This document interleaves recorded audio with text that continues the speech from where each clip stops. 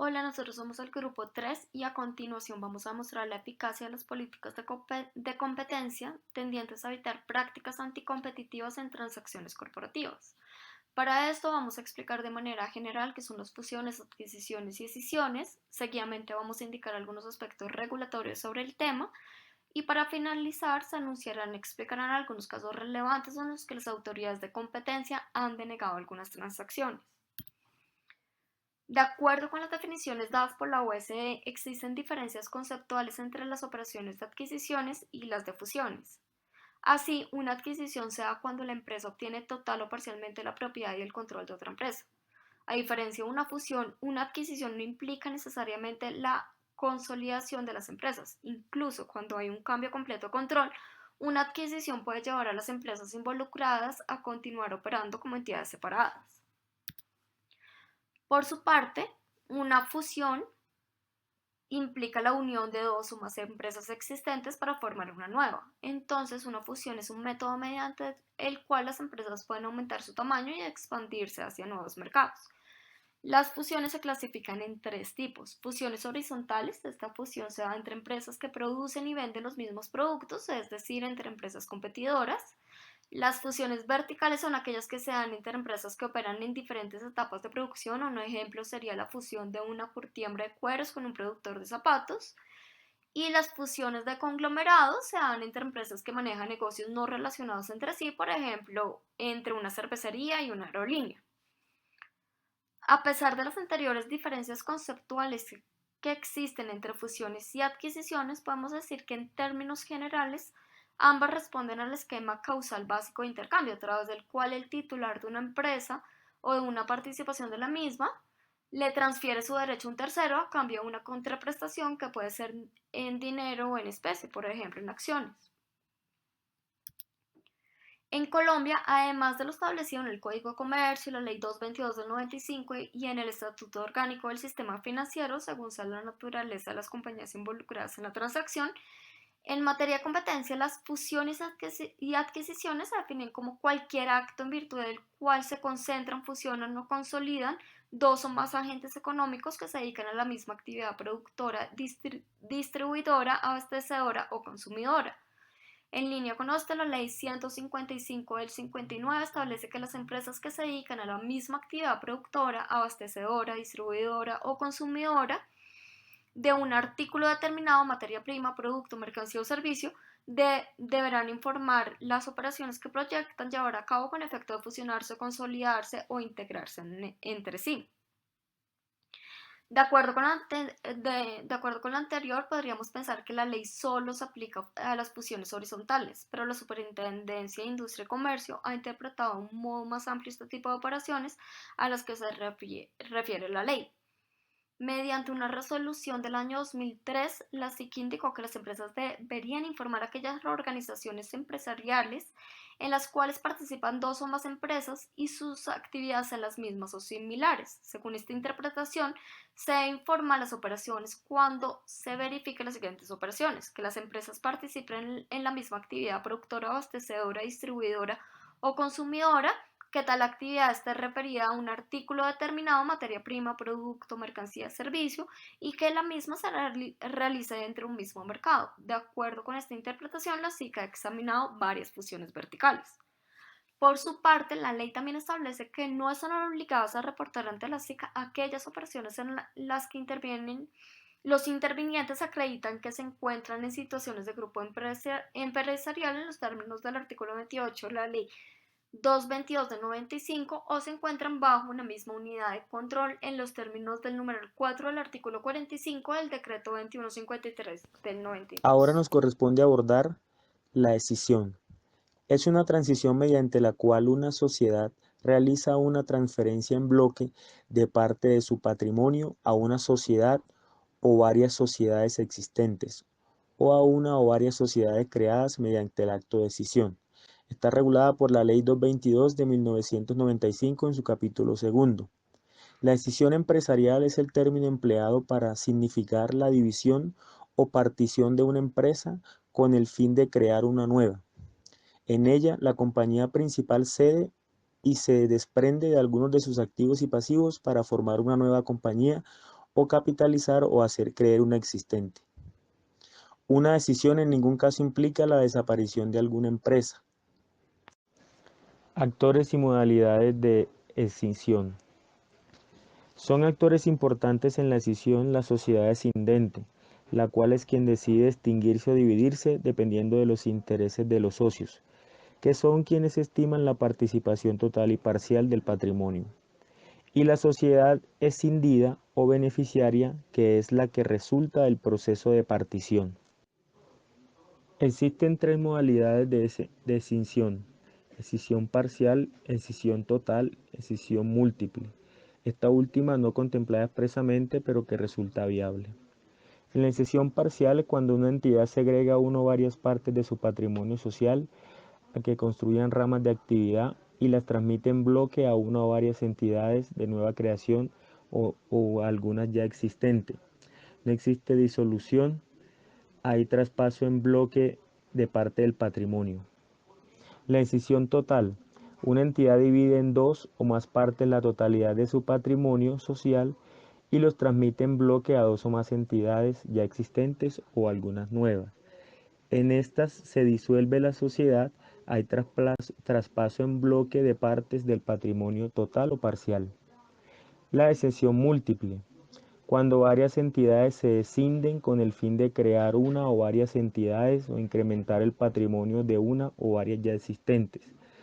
Hay disolución o reducción del patrimonio, transferencias en bloque del patrimonio y constitución de sociedades nuevas o incremento de patrimonio en algunas ya existentes. Algunos de los procesos de decisión en Colombia. El proyecto de decisión celebrado entre SAP Colombia S.A. y Bavaria S.A. en el año 2015, proyecto de decisión celebrado entre Cementos Argos e Inversiones Argos S.A. en el 2012, proyecto de decisión celebrado entre Caracol Televisión y Cinea Limitada.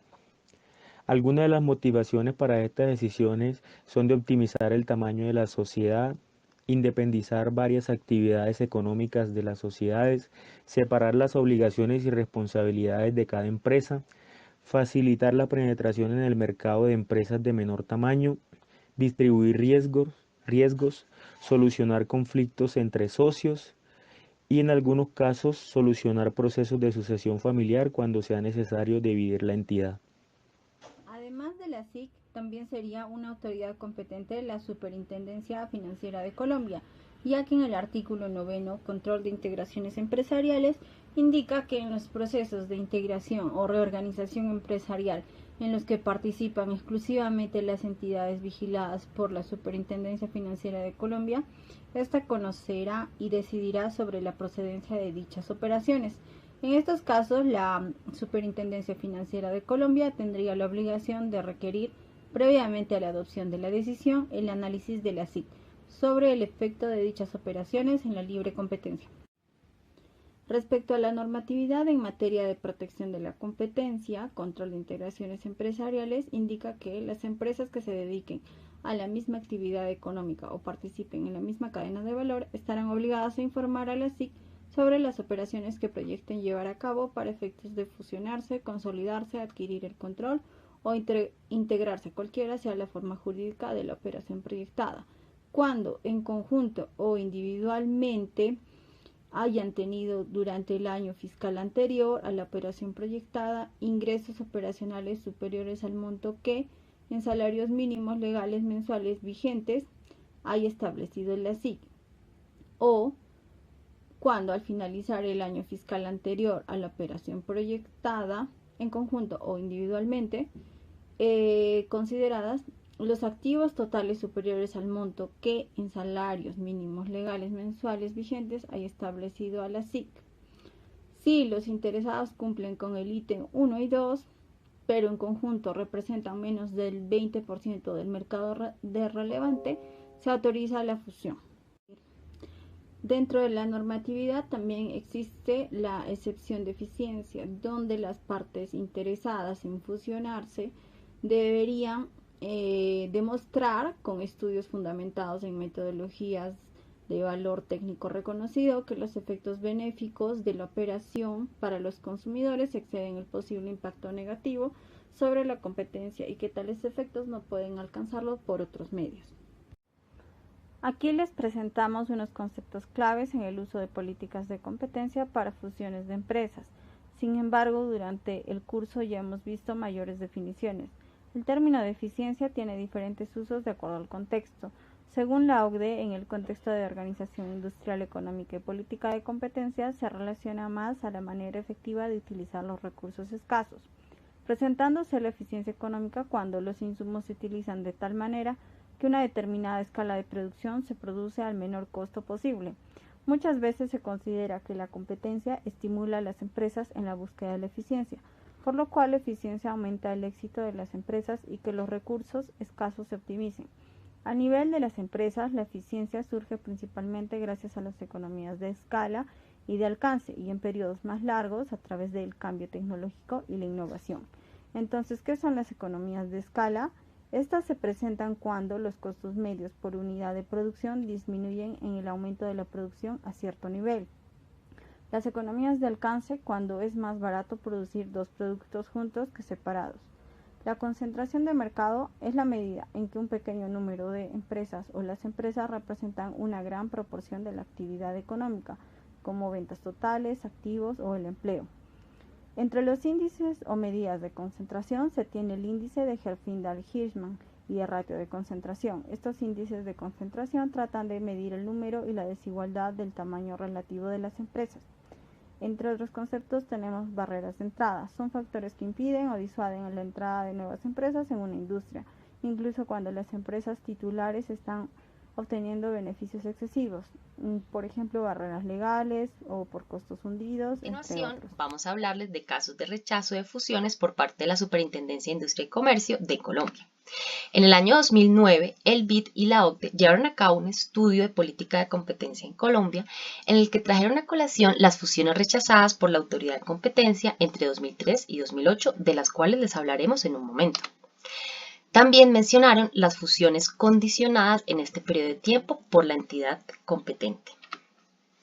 En primer lugar, el caso de Postobón y Quaker como subsidiaria de PepsiCo, mediante el cual se pretendía un acuerdo de franquicia entre PepsiCo y Postobón para manejar la bebida isotónica de Gatorade, la cual representaba el 76% de la cuota de mercado relevante perteneciendo a Quaker, seguido por Squash, cuya dueña era Postobón con el 19%.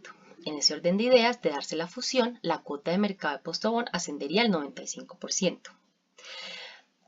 A su vez, la SIC identificó diversas barreras de entrada al mercado, tales como el reconocimiento de marca mundial con el que cuenta Gatorade, las redes de distribución que en Colombia están perfectamente definidas y las actividades relacionadas del grupo empresarial al que pertenece Postobón con insumos en mercados aguas arriba y aguas abajo.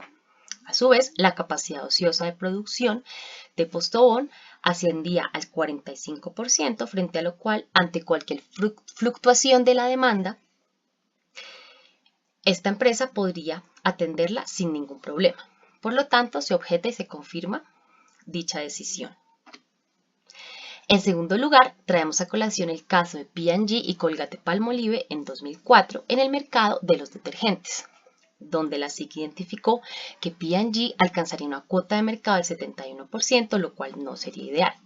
A su vez, el aumento en el índice de concentración de mercado Herfindahl-Hirschman hubiese sido de 2.430 puntos, alcanzando una tasa de concentración de 5.326. Recordemos que más de 2.500 puntos en un mercado se constituye como una altísima concentración del mismo.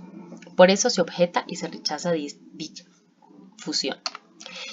En tercer lugar, el caso de Clorox y Colgate-Palmolive en el 2007 como una pretensión de integración de carácter horizontal en el mercado de los blanqueadores como un producto multiusos, en el cual la SIC señaló que no existían sustitutos identificados en dicho mercado. A su vez, se contaba con múltiples barreras de entrada por los altos costos que implica montar una fábrica de producción de estos productos, cuya probabilidad de éxito es menor al 20%. Por último, Clorox se convertiría en el líder nacional de blanqueadores, muy por encima de su competidor más directo, que quedaría siendo Brinza.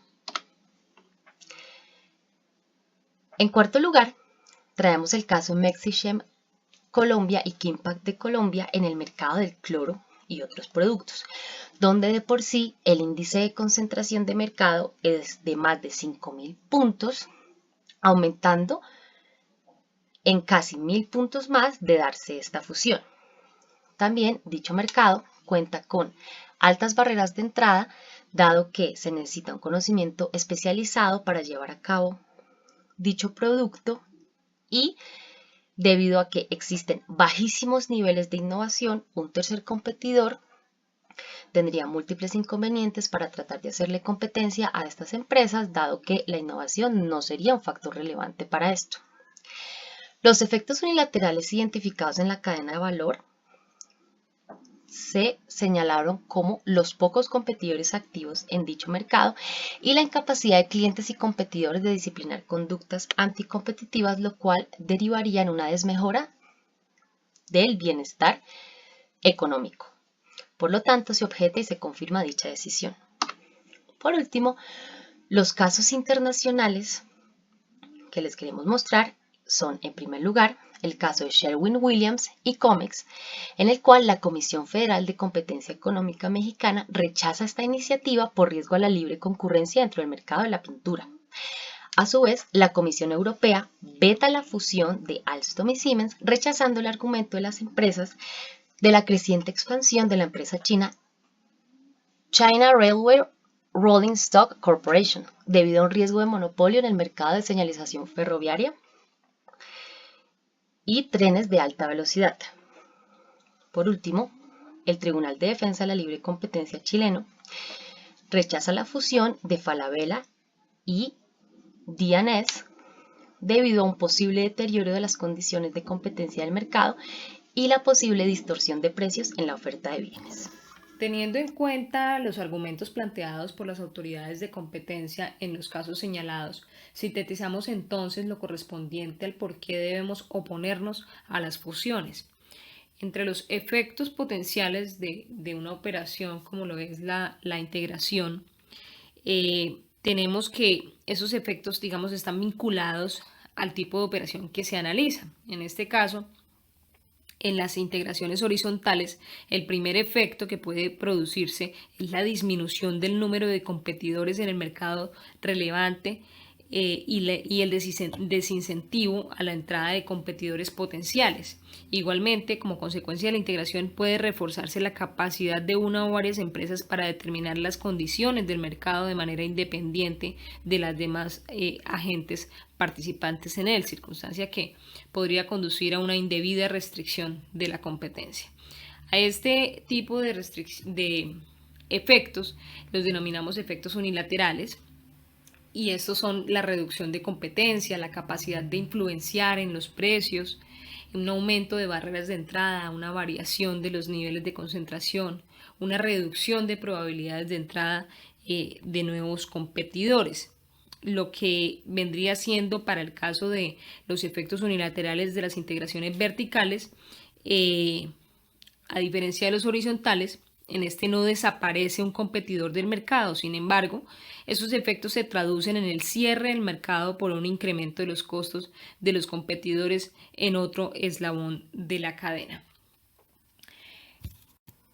Las desventajas de una fusión puede ser la concentración del mercado, en definitiva, y lo que hay que tratar es de evitar en efecto que esto suceda y tratar de evitar un abuso en la posición dominante igualmente, evitar las desmejoras de un bienestar económico, la reducción de probabilidades de entrada de nuevos competidores, asimismo el incremento en los costos de cambio de los consumidores y de los compradores.